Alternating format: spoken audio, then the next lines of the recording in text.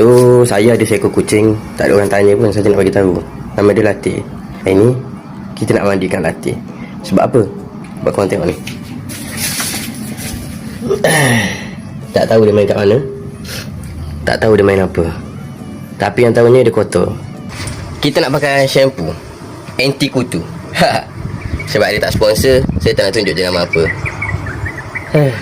Mana Latih tadi? Kita ambil Latih. Tada! Lepas ni kita akan masuk bilasan yang kedua. Okey. Setelah dimandikan, dilap-lap, memang ada perubahan. Kata ada lah. Bulu dia nampak warna lagi pekat. Latih.